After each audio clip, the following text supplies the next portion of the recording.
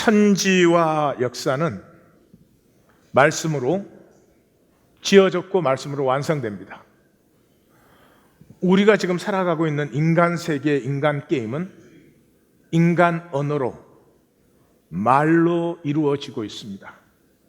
그래서 인생을 그냥 한마디로 정리하면은 말빨 세우기입니다. 말빨 세우기. 부부 사이에도 말빨이 서야 돼요. 말빨이 죽으면 힘들고, 세상 어디를 가든지 내 말빨이 서면은, 오늘 굉장히 좀 고상한 언어가 나와서 죄송합니다만은 아주 정확한 표현이에요. 내 말빨이 쓰면 살맛이 납니다. 내 말빨이 죽으면 재미가 없습니다. 인간 삶이 뭐 대단한 것 같습니까? 몸부림치며 삽니다. 많이 가져야 되고, 많이 알아야 되고, 뭐가 돼야 되고, 딱 한 가지입니다. 그 모든 것이 말빨 세우려고. 시편 12편은 짧은 시편이기도 하지만 사실은 구조가 간단하죠. 1절과 8절에서 인생 중에, 그래서 양쪽이 대칭이죠.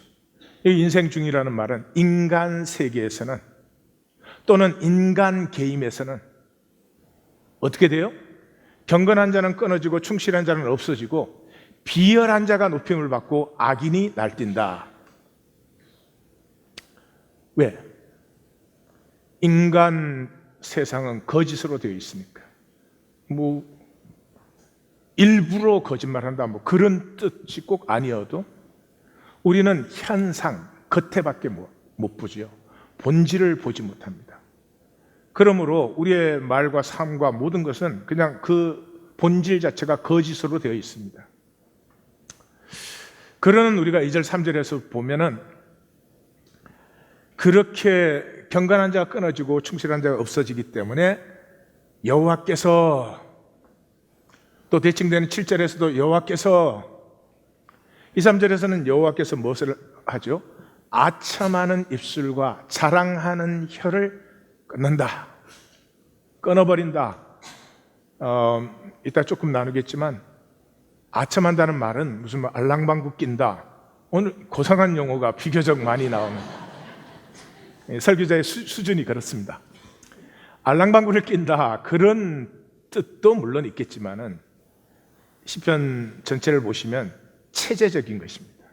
체제적인 것이죠. 그래서 여기 아첨한다는 말이 그 이사야 선지서에 보면은 사람들이 바른 예언을 하지 말라, 부드러운 말을 하라. 우리는 번역을 그렇게 했어요. 우리가 듣기 좋게 얘기해라. 이게 똑같은 단어입니다. 헬카.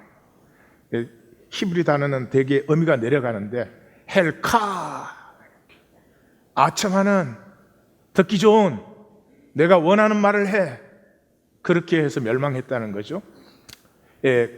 그런 단어입니다. 그래서 세상 체제에 아첨, 잘 보임으로 말미암아, 그 다음에 뭐예요? 자랑하는 혀, 자랑거리 만드는 거죠.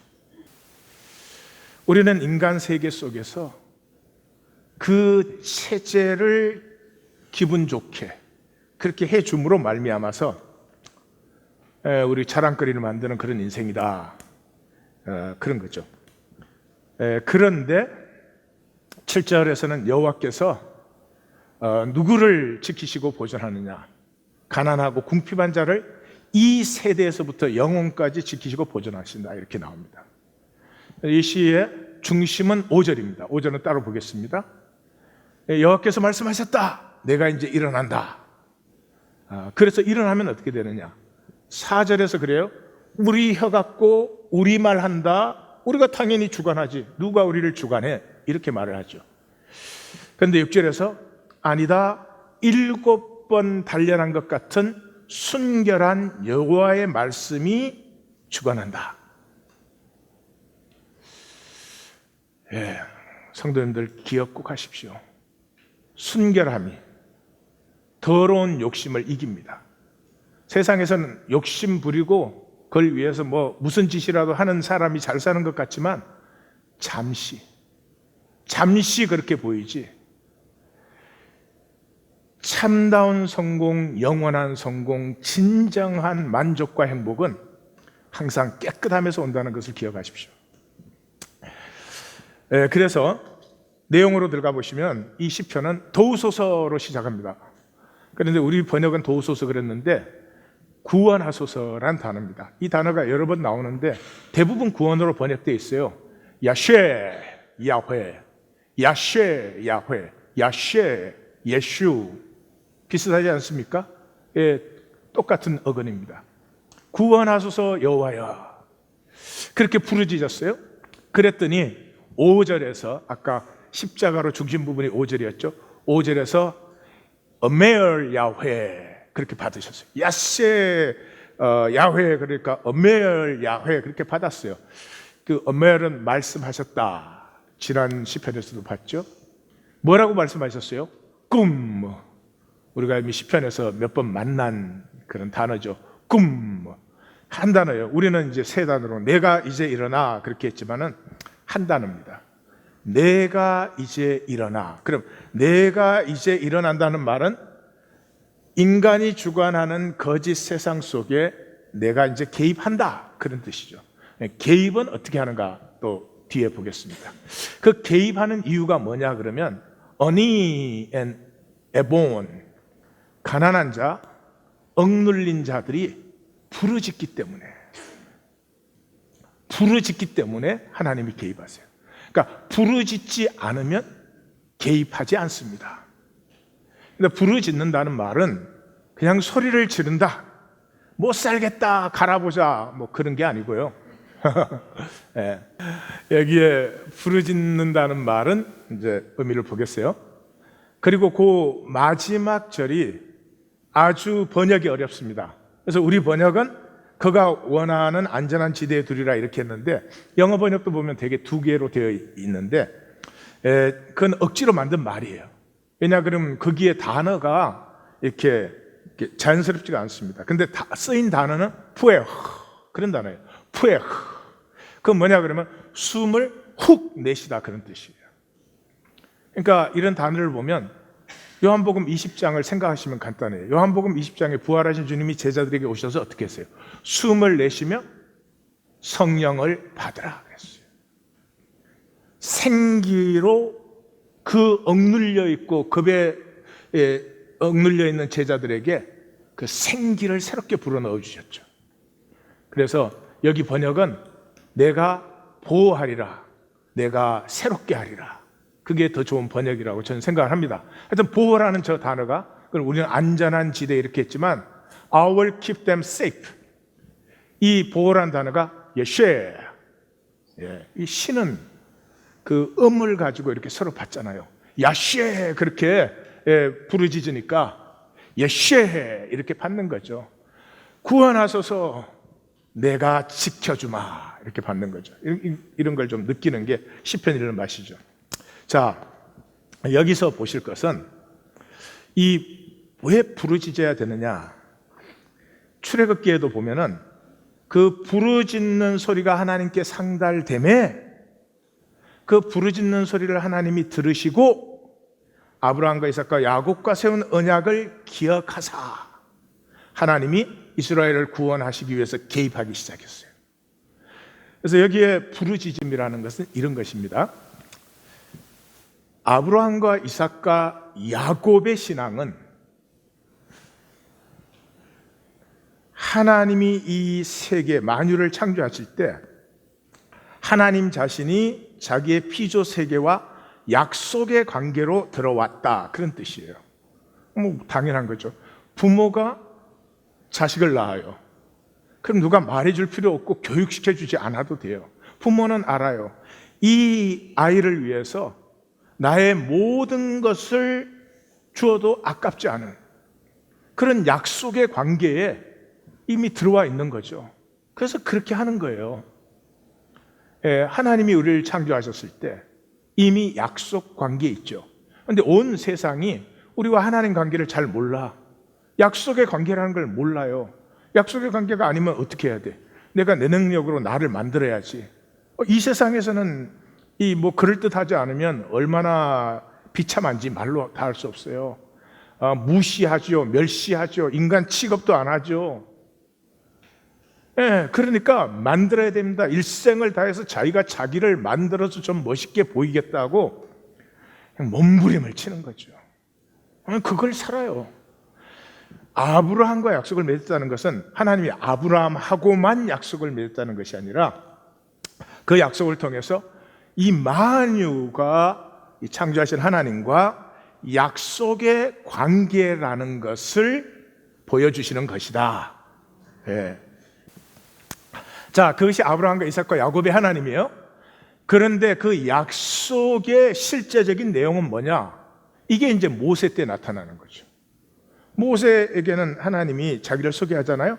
나는 스스로 있는 자다. I am who I am. 그걸 히브리 말로 하면 야훼가 된다 그랬죠. 그러니까 하나님이 I am who I am이요. 그러니까 하나님 창조하신 만물도 그냥 I am 되면 행복한 거예요. 이하권이만 되면, 이하권이를 내가 만들지 않고 하나님이 창조하셨기 때문에, 그리고 하나님 형상을 내게 주셨기 때문에 하나님의 형상의 아름다움과 신비가 내 안에서 피어나고 누려지고 내게서 생수의 샘으로 넘치기 때문에 내 이웃들도 누리고 이웃의 이웃됨을 또 내가 누리고, 예, 그게 하나님의 나라예요. 그러니까 그냥 I am 되면 되는데 아브라함 시대 때 어떤 일이 일어났어요? 각 애굽에서 유프라테스 티그리스 강 유역에서 이 팔레스타인 북쪽에서 이 지금의 터키 지역 일대에서 제국들이 일어나기 시작했죠. 제국들이 일어나기 시작하면서 거기에 가난하고 억눌린 자들은 더 이상 땅 뺏겨 가족 뺏겨 살 수가 없어서 탈출을 했죠. 그 사람들을 어니, 에본, 그 사람들은 나의 나됨을 누릴 수가 없는 사람들이죠. 그러면 그들을 억누르는 자들은 나의 나됨이 아니요, 그것도 가짜들이지. 그래서 하나님이 개입하시면 뭐를 하느냐? 우리 각각 나의 나됨을 회복하신다. 나는 누구보다 잘나야 되는 존재가 아니고 내가 누구보다 성공을 해야 되는 존재가 아니고 그냥 나는 나 될 때 가장 행복하고 가장 아름답고 가장 신비하다. 그래서 이 모세 때 개입하는 것은 나의 나됨이 깨어지는 그 자리에 하나님이 들어오셔서 우리에게 나의 나됨을 회복하는 거죠. 그래서 이때의 부르짖음은 뭐예요? 이때의 부르짖음은 인간의 말로 어떻게 제국이 이루어져? 어떻게 인간이 인간을 노예로 만들어? 어떻게 인간 중에 높은 인간이 있고 낮은 인간이 있을 수가 있어요? 인간 세계, 인간의 게임에는 그걸 무슨 당연한 걸로 알아. 내가 공부 많이 했으니까 넌 나보다 못나야 돼. 아니, 공부 많이 했으면 다 잘났나? 되게 쓸데없는 거에 잘나고 필요한 거에는 못나는 수가 많아. 나도 알아, 경험해봐서. 그런 쓸데없는 거기에서 하나님께 부르짖는다는 것은 하나님과 우리는 약속의 관계에 있다 그랬죠? 하나님의 공평과 정의가 나타나도록 창조했다며 뭐 하고 계세요 지금? 왜 그 공평과 정의를 세우시지 않는 것입니까? 하는 것이 부르짖음이에요. 그래서 성경의 그 신앙은 항상 어떻게 나타나요? 계시록 6장이 인간 역사의 시작인데 그 역사 시작되자마자 성도들이 뭐라고 합니까? 어느 때까지? 이 인간의 거짓으로 된 압제가 이 인간 게임 안에서 조금 못나면 짓밟히는 이걸 언제까지 하시려고 합니까? 그래서 총 결론이 뭐예요? 아멘 주 예수여 어서 오시옵소서. 하나님의 공평과 정의의 그 다스림이 임하게 하옵소서. 그래서 구약의 중심과 신약의 중심이 한나의 노래와 마리아의 노래 아니에요. 한나의 노래, 마리아의 노래 거의 똑같아요. 뭐예요? 이 세상의 거짓 체제가 무너지게 하시고 여기에 억눌려 있던 가난한 자들, 그 궁핍하는 자들이 하나님께서 창조하신 그 자신의 당당함으로 돌아오게 하옵소서. 그래서 이 시편 12편은 세상 체제에 편승한 안정, 이걸 아첨이라고 부르는 거죠. 그제 말씀드렸죠. 자, 학교 가면 교육 시스템에 잘 보여야 돼. 아니, 공부 많이 하고 잘하고 열심히 하는 건 좋은 일이죠. 근데 그거 해서 세상에 잘 보이려고 하면, 세상에 성공을 얻으려고 하면 그건 아첨이지. 인류 역사가 그거 해온 역사예요. 지식이 인간 역사에서 한 번도 진리를 섬기지 않았어요. 언제나 권력을 섬겼어요.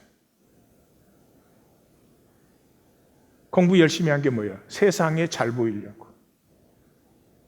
그 공부 잘한 것 가지고 온 인류에게 공평과 정의가 오는 세상을 위해서 싸웠으면 얼마나 자기 자신이 떳떳하고 자기 존재의 가치가 얼마나 이렇게 참 누려지겠어요.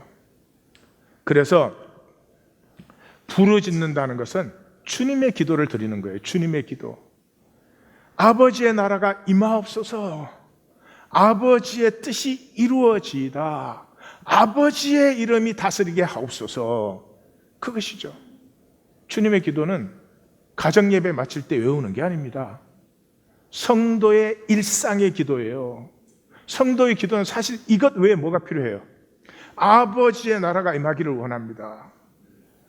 그래서 주님의 기도는 먼저 그의 나라와 그의 의를 구하는 거죠. 그게 같은 거죠. 자, 인간 언어의 거짓됨을 조금 얘기를 합시다. 여기를 빨리 지나가겠습니다. 우리는 말로 모든 걸 해요. 근데 이 말이라고 하는 것은 모두가 가진 게 아니고 영적 존재의 특징이에요. 하나님과 인간과 천사만이 언어가 있어요. 돌고래나 침팬지가 하는 것은 커뮤니케이션, 신호, 언어가 아니에요. 언어라고 하는 것은 현상만 나누는 것이 아니고요. 언어라고 하는 것은 반드시 현상이 있는 보이지 아니하는 본질을 표현할 수 있어야 언어가 되는 거예요. 그래서 언어는 영적이에요. 그래서 언어는 창조의 가능성이 있습니다. 영적 존재들만. 이 창조의 가능성은 양면이죠. 하나님 외에는. 왜냐하면 하나님 말씀이시니까, 말씀 자신이니까 그건 문제가 없지만 천사나 우리는 이 말의 창조성을 가지고 우리 세계를 만드는 거거든요. 근데 우리 세계를 만드는데 내가 내 주권, 내 마음대로 이 말을 가지고 내 세계를 만들려고 하면은 거짓 될 수밖에 없죠. 나는 신적인 존재지만 창조주는 아니다. 지난주에 나눴어요. 권세 있는 새 교훈이로다. 자, 반드시 거짓될 수밖에 없어요.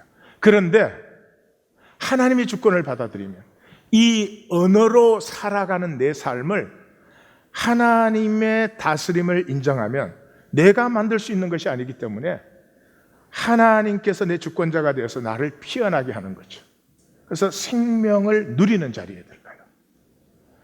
이 거짓에 내가 내 주권으로 내 삶을 만들어가기 시작하면은 이 거짓의 핵심은 뭐예요? 소유입니다. 소유. 소유는 거짓이에요, 여러분. 아무것도 소유할 수 없어요. 자기 자신조차 소유할 수 없어요. 이 세상은 이걸로 썩여요. 아무것도 소유 못하는데 소유할 수 있다는 거죠. 그래서 그걸 소유하겠다고 인생을 갖다 버려요. 거짓 중에 거짓이. 여러분, 자식 기를 때 얼마나 소중하게 희생해서 길러요. 내 것 될 줄 알고. 자식이 내 것 돼요? 결혼하니까 며느리 무서워서 못 살겠어. 내 것 같은 소리 절대로 믿지 마십시오. 내가 내 삶을 만들려면 내 세계를 뭘로 하긴 해요? 내 소유로. 그 말이 욕망이죠. 욕망으로 살면은 삶의 길은 경쟁이에요. 너보다 내가 나아야 되니까. 이게 죽음의 길이죠. 가인이 자기 제사 안 받았을 때 이랬으면 얼마나 좋겠어요. 하나님 감사해요. 다행입니다. 그래도 동생 제사를 받고 내 제사를 안 받았으니까 아벨이 좀 마음이 괜찮겠죠. 만약에 아벨 제사를 안 받았으면 걔가 얼마나 힘들었겠습니까? 그랬으면 좋은데 동생한테 지는 걸 못 견딘다고. 그것도 매일 드리는 제사야. 오늘 한번 지면 어때? 그걸 못 견딘다니까요. 그러니까 이 사람의 의식은 어떤 의식이에요? 이 땅에 사는 건 피하고 유리하는 거야. 다시 말해서 내 세력을 세우지 않으면 나는 죽는 존재야. 나를 만나는 자마다 누가 자기를 죽여? 그런 그 멘탈리티가 됐죠. 하나님의 주권을 인정하면은 하나님이 주권자시니까 내가 할 수 있는 게 없죠. 나는 누리면 되죠. 누릴 줄 알면은 상생이 일어나죠. 너를 내가 고치는 게 아니라 결혼해서도 너를 고쳐야 되는 게 아니고 그냥 그대로 누리면 되잖아요. 생명의 길이죠. 산상수훈의 총결론이 뭐예요? 그러므로 남에게 대접을 받고자 하는 대로 대접하라. 대접은 안 하고 나를 대접하라고 이 세상에 거짓에 쏘으면 그렇게 되는 거죠. 인간 세계는 한마디로 말빨 세우기다 그랬죠. 미셸 푸코가 이 언어에 대해서는 제일 말을 잘했어요. Knowledge is the result of power struggle.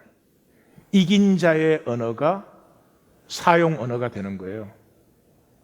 우리 왜 영어 배워요? 한국에서도 영어 배우잖아요. 서양이 물질적으로 이겼으니까. 지식의 중심과 권력의 중심은 일치한다. 그게 삶이에요. 이게 부부가 돼서도 네 말빨보다는 내 말빨이 세야 돼. 안 그러면 힘들어져. 왜냐 그러면 태어나서 죽을 때까지 그렇게 사는 거니까. 언어에 대해서 두 가지만 더 얘기하겠습니다. 언어는 실제가 아니고 가능성이잖아요. 가능성이죠. 그렇기 때문에 언어에서 실제까지는 중간 단계가 있습니다. 그 중간 단계가 희생이에요. 내가 말한 것을 위해서 내 삶을 드리면 이게 실제가 돼요. 그런데 세상에서는 그렇게 하면 내가 지는 것 같고 내 파워가 약해지는 것 같죠. 그래서 전부 제스처뿐이에요. 그걸 위선이라고 합니다. 이렇게 사람에게만 보이면 돼. 그럴듯하게. 예수님은 이걸 가장 잘하는 사람들이 종교인이다 그랬습니다. 특히 여호와 하나님을 믿는 종교인들이다 그랬으니까 우리 좀 조심해야 되겠죠? 말에 대해서는 그 말한 것에 대한 내 삶이 드려질 때, 희생이 드려질 때 그때 실제가 되는 거죠.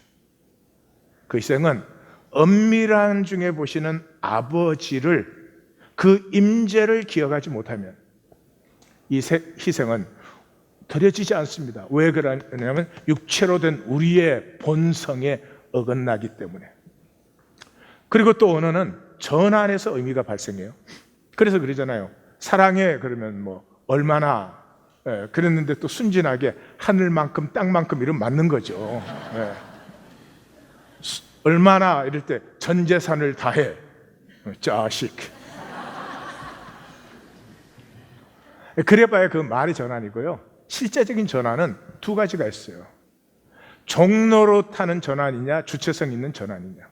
무슨 말이냐 그러면 성공이라는 언어를 들었어요. 말을 들었을 때 성공 그러면 나에게는 성공이 오로지 돈 많이 벌고 출세 성공하고 남보다 잘나지는 것. 그 사람 지금 종로로 타고 있는 거죠. 그 성공은 어디서 온 거예요? 세상이 나한테 주어진 것이죠. 기분. 많은 사람이 그 기분밖에 몰라요. 기분. 예? 차가 10,000불짜리, 30,000불짜리, 50,000불짜리, 100,000불짜리 있는데 기분 된 것 중에 내가 어느 걸 선택하느냐가 대단한 성공인 줄 알아. Please enjoy. Please do enjoy. 그러나 그걸 성공이라고는 생각하지 마세요. 성공은 그것보다, 인간의 성공은 그것보다 훨씬 본질적으로 숭고한 것입니다. 주체성 있는 전환은 이런 거죠. 너 벌써 64세가 되었는데 교회 교인 수가 왜 그러냐? 이럴 때 내 때가 이르지 아니하였도다. 이게 주체성 있는 전환이에요. 뭐가 어려워? 왜 남들한테 변명하면서 살아? 내 길로 걸어. 내 길로 걸으면 나는 내 때를 알지. 이렇게 언어의 주체성이 세워지지 않고는 이 땅의 삶을, 나를 피우는 삶을 살 수는 없어요. 자, 인간의 말과 하나님의 말씀을 좀 보겠습니다. 자, 핵심은 나됨 피우기죠. 그러니까 나됨이 피어난다는 것은 내가 누린다는 것이고, 이것을 가장 잘 표현한 사람이 이제 사도 바울이에요. 인간에게서 나온 말 중에서 가장 위대한 말을 고르라 그러면 저는 이 말을 고릅니다. 15장 10절에 뭐라고 그럽니까? 나의 나된 것은 하나님의 은혜로 된 것이니 내가 만든 게 아니다는 거죠. 이게 등장한 겁니다. 정신토록 땀 흘려 수고해가지고 가시덤불과 엉겅퀴를 거두는 게 인간의 삶인데, 나는 은혜를 누렸다. 그 은혜로 나는 나를 살았다. 그런데 내게 주신 그의 은혜가 헛되지 아니하였다. 다시 말해서 하나님이 이하권이를 이하권이로 창조한 그 은혜가 헛되지 아니하였다. 그러니까 이하권이가 하나님 만든 이하권이가 된 것이죠. 사도 바울이 하나님이 만드신 사도 바울이 된 것이죠. 이보다 더 좋을 수는 없죠. 그 나의 나됨이, 그 삶의 내용이 뭐냐? 내가 모든 사도보다 더 많이 수고했어요. 내가 어떤 누구보다도 열정적으로 살았어요. 왜? 내가 좋아하는 걸 했으니까. 성공은 두 가지예요. 좋아하는 것을 하는 것이고, 좋아하는 것을 두 번째는 어렵게 하는 거죠. 쉬운 길에서 오는 것은 성공이 아닙니다. 내가 좋아해. 근데 그것을 살기 위해서는 정말 좁은 길로 가야 돼. 그것을 한 사람들은 진정한 생명을 누렸다 그럴 수 있어요. 내가 모든 사도보다 더 많이 수고했지만 내가 했다고 말할 수 없지. 내게서 피어난 것이지. 이 이상 인생을 어떻게 더 정의할 수 있겠습니까? 자, 그 나됨은 거짓말로 만드는 게 아니고 하나님의 말씀으로 말미암아 내가 피어나는 것인데, 그것을 제일 잘 표현한 책이 제가 볼 때는 이 파울로 코엘료의 연금술사예요. 우리 이제 다 같이 읽었던 책이니까 기억을 리마인드 시켜줄게요. 이 책에는 헌사가 있습니다. 모든 책은 헌사가 있죠. 누구누구에게. 그 헌사가 이렇게 되어 있어요. 위대한 유업의 비밀을 알고 그 비밀을 피울 줄 아는 연금술사 제이에게. 저 제이는 누굴까요? 이순희의 스치는 바람의 제일까요?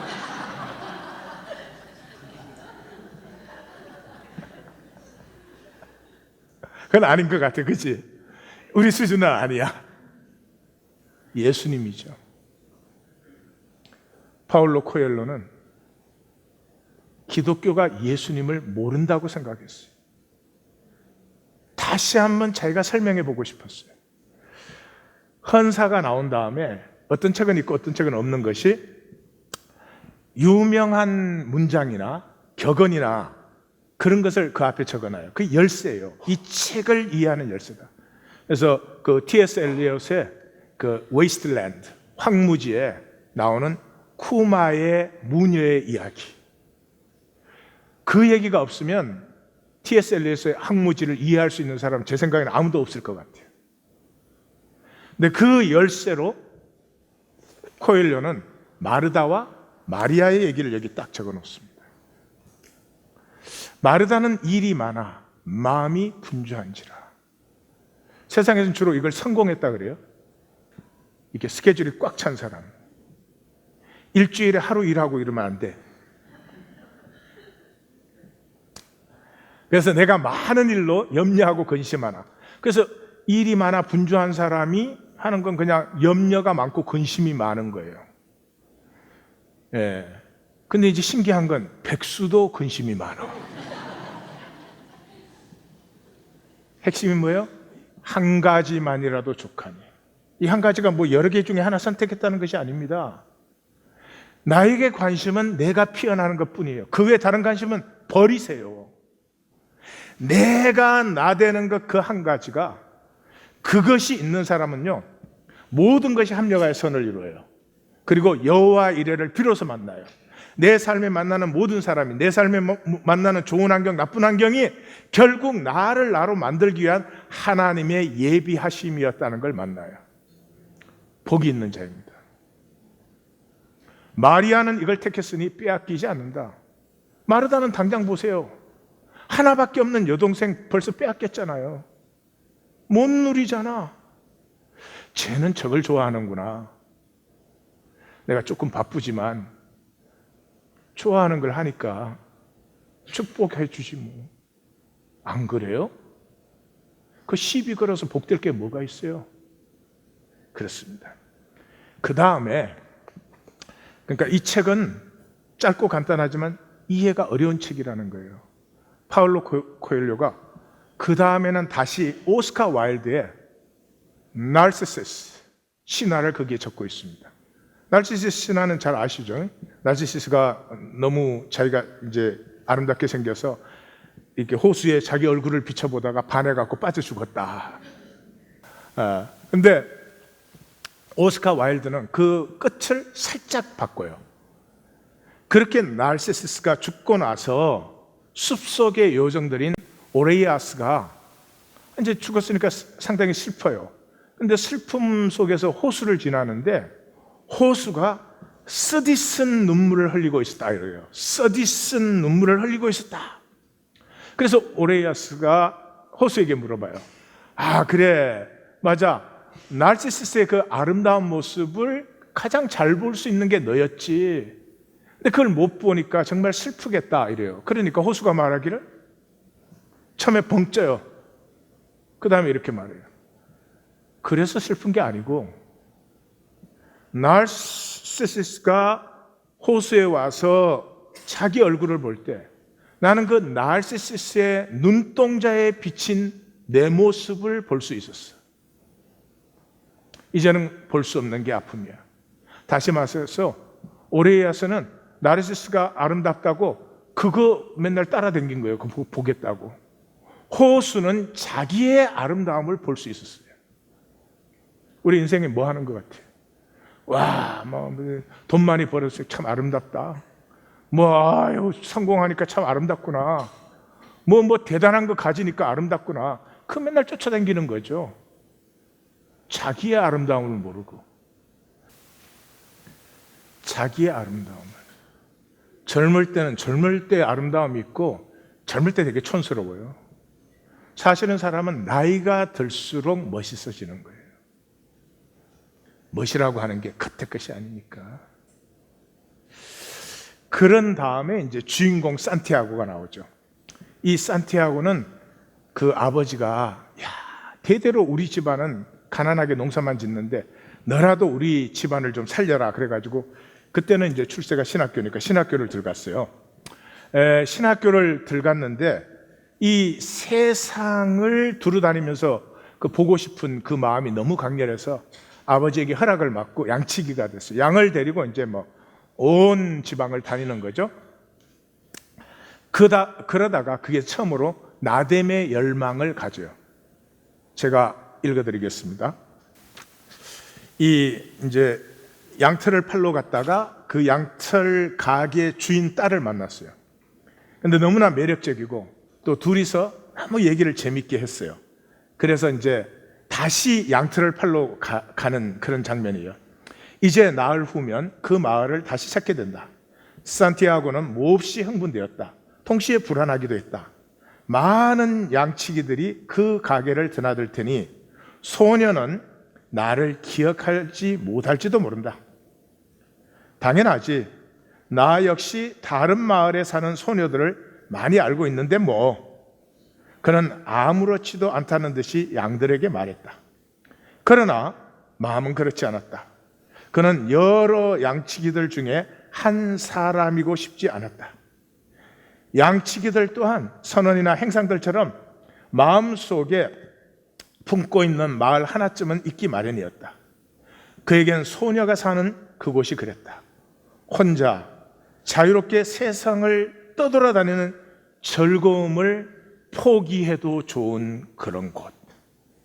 이 소녀가 있기 때문에 그 세상을 다 구경하고 싶었던 그걸 다 버려도 좋은 많은 양치기들 중에 하나가 아니라 그 소녀가 나를 기억해 주었으며, 이 나뎀의 열망이 이 얘기의 출발이에요. 그리고 이 양들의 무지에 대해서 얘기합니다. 보십시오. 양들이 필요로 하는 것은 오직 물과 먹이뿐이었다. 아마 이런 말을 하는 거겠죠. 사람들은 오직 돈과 건강만 있으면 다 되는 줄 안다, 이런 말이겠죠. 양들은 물과 먹이만 있으면 즐거워했고, 물과 먹이는 지천에 늘려 있었다. 착하게도 양들은 그 대가로 양털을 제공하고 때로는 자신들의 고기까지 내주었다. 만일 어느 순간 내가 괴물로 변해서 자기들을 차례로 죽여버린다고 해도 양들은 무슨 일인지도 모를 것이다. 그건 다 내게만 의지해온 본성에 따라, 의지해서 본성에 따라 사는 법을 잊어버렸기 때문이다. 내가 자기들을 먹여주니까. 세상이 우리 먹여줘요? 입혀줘요? 뭐 그럴듯한 모습도 만들어줘요. 내 일생 전체를 세상에 줘요. 그 모습을 적고 있는 것이죠. 자, 이 산티아고가 연달아서 꿈을 꿉니다. 같은 꿈이에요. 양들이 초원에 있는데 어린아이 하나가 나타나요. 양들과 너무 재밌게 놀아요. 양들은 낯선 사람을 굉장히 싫어합니다. 그런데 이 아이는 그냥 양들과 너무 친하게 놀아요. 그러더니 그 아이가 자기 손을 잡고 이집트의 피라미드로 데리고 갑니다. 그리고 거기에서 이렇게 말을 해요. 당신이 이곳에 오면 당신은 당신의 보물을 찾을 수 있어요. 그리고 보물이 어디에 있는지를 말해주는 순간에 꿈이 깨. 예. 그래서 계속 같은 꿈을 꾸니까 이 꿈이 무슨 꿈인가 가지고 꿈을 풀기 위해서 처음에는 집시 노파를 찾아가요. 여기 창세기 14장인데 이 세상에서 창세기 14장을 가장 잘 해석한 사람은 이 파울로 코엘료다. 저는 그렇게 생각을 해요. 그래서 집시 노파를 찾아갔더니 집시 노파는 한마디로 너 보물 찾으면 그때 나에게 11조를 내라는 거예요. 그렇게 해서 나왔는데 멜기세덱이 찾아와요. 처음에는 이게 노인이 이제 좀 추레하고 이러니까 상대도 안 하려고 했는데 그 땅에 엎드려서 이렇게 글자를 쓰는데 글자를 쓰는 순간에 그 누더기로 가려진 품속에서 영광의 빛이 확 나타납니다. 그래서 이제 멜기세덱과 대화를 나누는데 멜기세덱은 그러는 거죠. 나에게 11조를 먼저 드려라. 11조를 드리면 내가 그 길을 인도하겠다. 찾아가게 하겠다. 자, 잘 보십시오. 이 세상의 인간 언어는 우리가 뭐냐? 우리의 소유라는 거죠.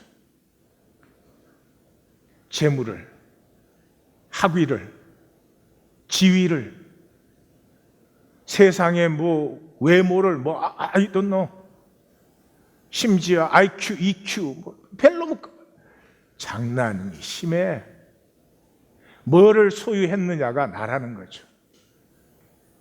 그 소유에서 11조를 바치려는 거죠. 근데 멜기세덱은 보물이 아니고 보물을 찾아가는 여정에서 내가 피어난다는 거죠. 그리고 그 나뎀은 당연한 얘기지만 내가 나일 때 만유를 만유로 누릴 수 있게 됩니다. 그러므로 10의 1조를 하는 행위는 나는 소유도 아니며 소유로 사는 것도 아니며 이 11조를 나누는 것은 나는 만유와 나누어지는 존재며 만유 또한 내게 나누어지는 존재라고 하는 것을 멜기세덱이 선언해 주는 것이죠. 그래서 창세기 14장을 보시면 아브라함이 이제 그돌라오멜 사개국에게 이기고 돌아오는데 18절에서 우리 19절부터 적었지만 18절에서 살렘 왕 멜기세덱이 그에게 나타나는데 떡과 포도주를 가지고 나타납니다. 떡과 포도주. 창세기에. 그럼 떡과 포도주는 뭐 하는 것입니까? 하나님 주권 아래서 우리가 같이 나누는 것 아닙니까? 떡과 포도주를 가지고 와서 지극히 높으신 하나님의 제사장이다. 그는 이렇게 소개가 나옵니다. 그가 아브라함을 축복하여서 천지의 주제, 하늘과 땅의 주관자시요 지극히 높으신 하나님이여 아브라함에게 복을 주옵소서.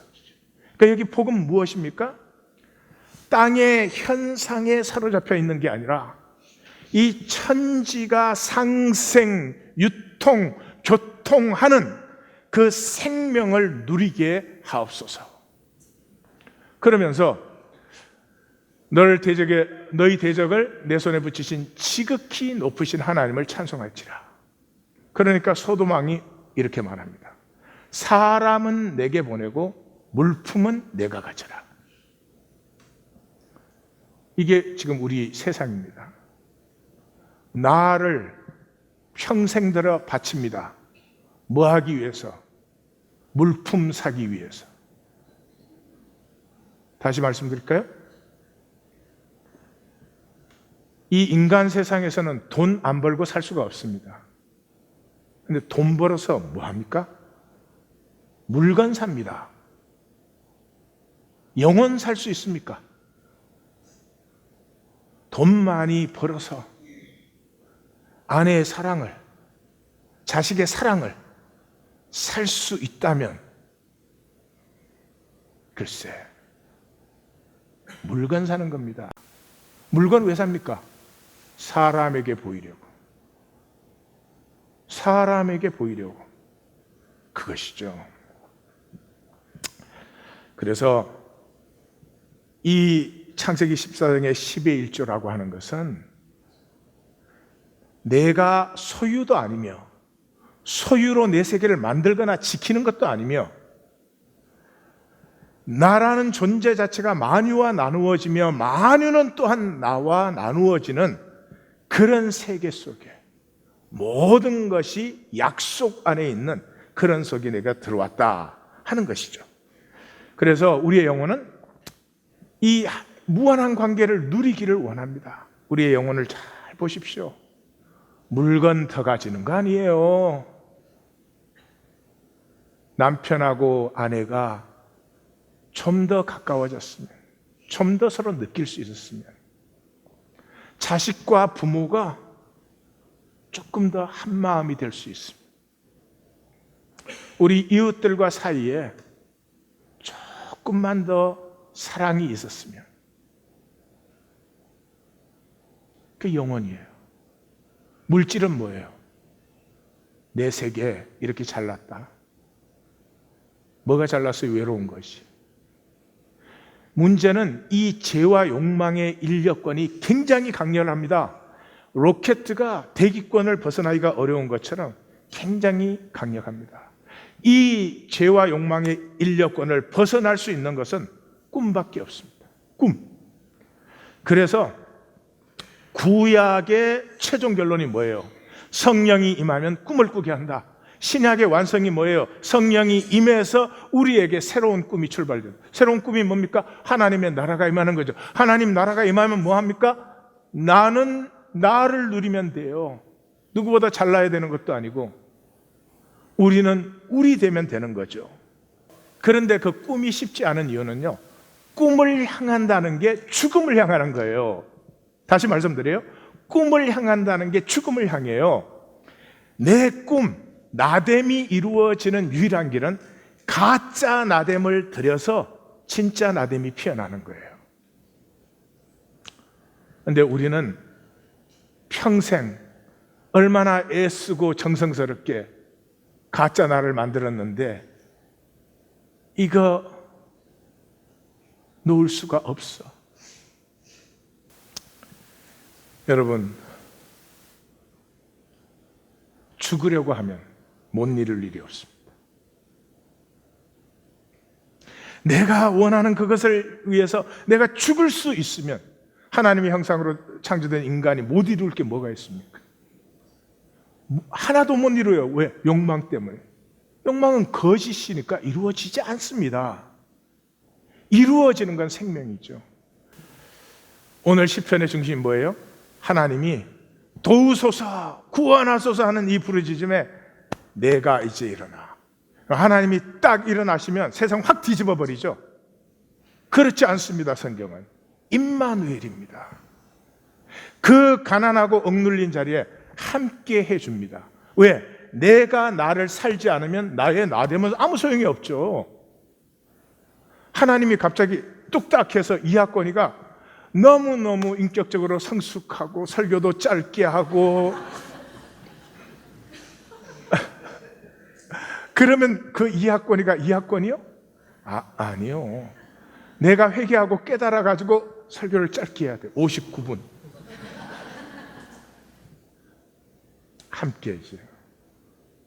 그래서 성경의 하나님은 우리의 친구가 되시기를 원해요. 나의 벗 아브라함, 모세에게는 친구와 이야기하듯이 예수님의 마지막 밤에 제자들에게 무슨 말씀을? 이제부터 너희와 나는 친구야. 아브라함과 이삭과 야곱의 하나님을 보세요. 찾아오시고 애굽 내려가면 데려오시고 못 믿어가지고 또 이스마엘 막 계속 넘어지면 거듭거듭 세우시고 심지어 싸우고 씨름까지 하시죠. 언제? 자기가 지실 때까지.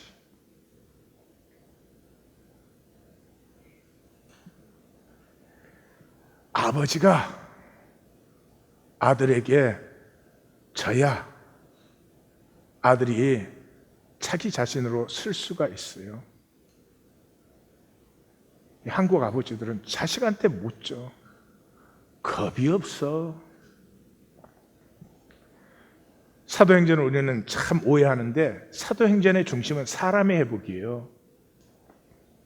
1장 서론, 세례 요한에서부터 승천 때까지 주께서 우리와 함께 계실 때 그때 우리와 함께한 사람 중에 하나를 뽑자.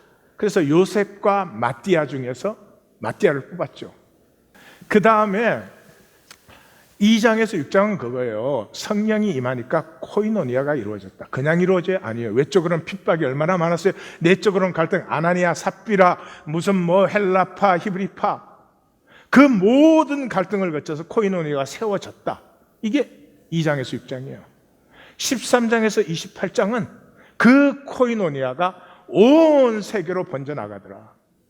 이게 로마의 전성기에 로마를 뒤집어 엎었어요. 우리가 뭐 바랍니까? 그냥 나됨, 너의 너됨 서로 존중되면서 같이 나누며 살면 좋지. 나 혼자 잘난다고 뭐 그렇게 좋겠습니까? 그래서 핵심이 7장에서 12장이에요.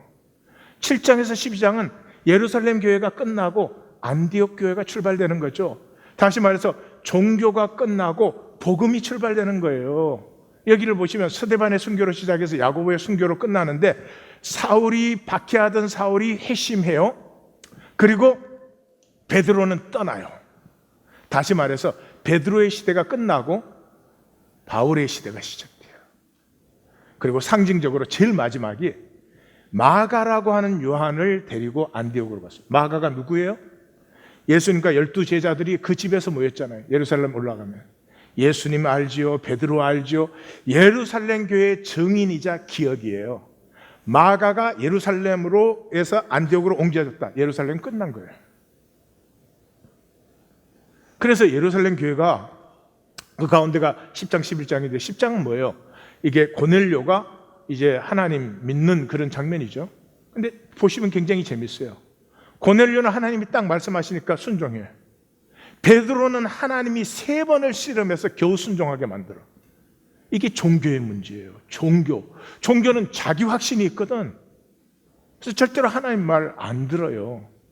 내 말을 듣겠어요? 안 듣지. 그래서 가서 그 고넬료 온 가족에게 성령이 내리고 같이 식사를 나누었는데 예루살렘 교회가 하는 짓 좀 보세요. 어떻게 무할례자하고 식사를 같이 해? 그렇게 불렀습니다.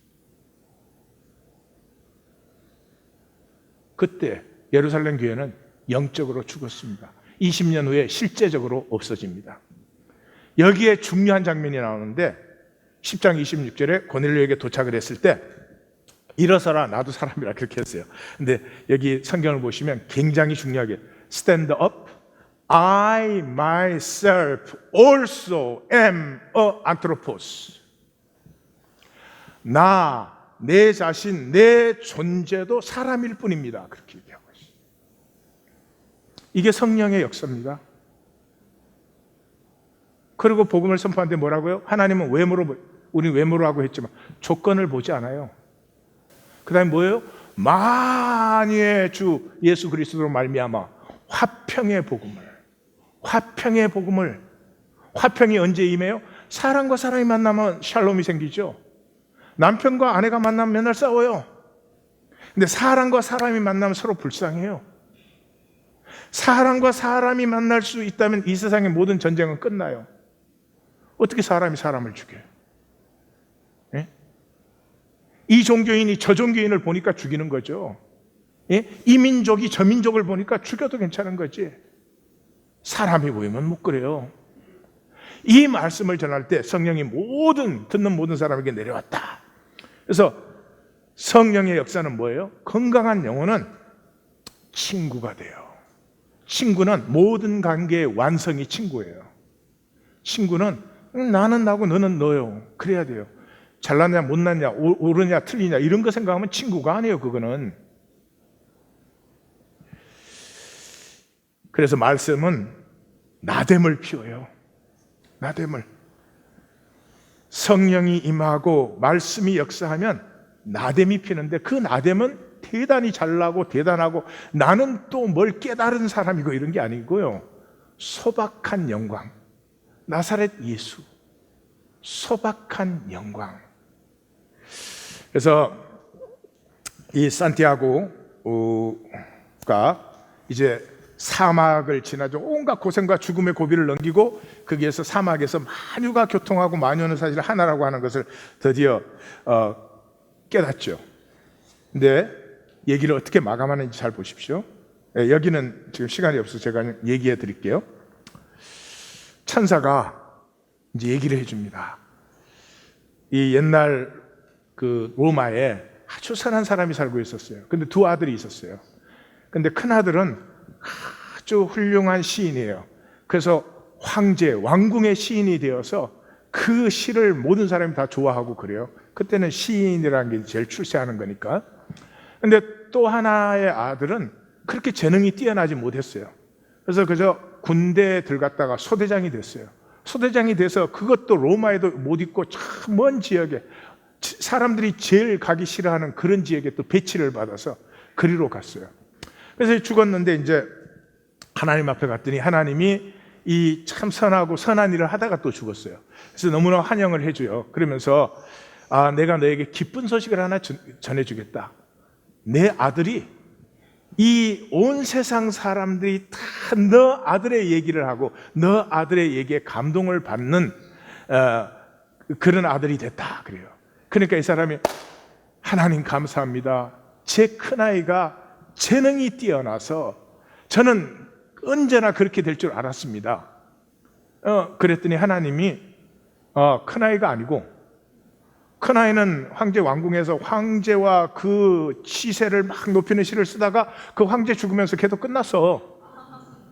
근데 둘째 아들이 이 아무 재능도 없고 그 좀 좋은 자리 보직도 못 받고 그 밀려간 아들이 거기에 갔다가 그 종이 너무나 아픈데 그 종을 종으로 취급하지 않고 똑같은 사람으로 내 가족이 하나 아픈 것처럼 그렇게 여겨서 하나님의 아들 앞에 그 사람을 고쳐달라고 나왔어.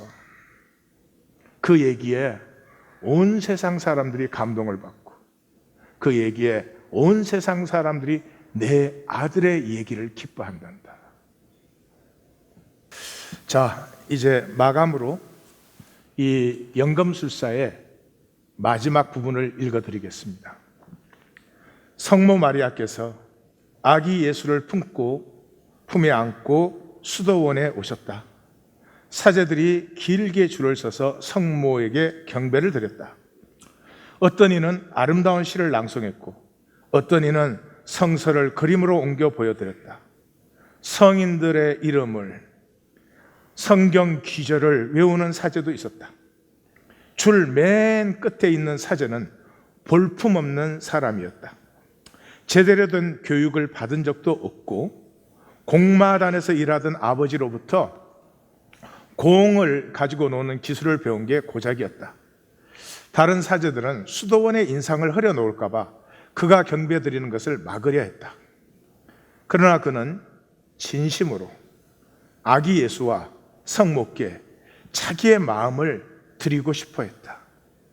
그는 주머니에서 오렌지 몇 개를 꺼내 공중에 던지며 제주를 부리기 시작했다. 그것이 그가 보여드릴 수 있는 유일한 제주였다. 아기 예수가 처음으로 환하게 웃으며 손뼉을 치기 시작했다. 성모께서는 그 사제에게만 아기 예수를 안아볼 수 있도록 넘겨주셨다. 파울로 코엘료.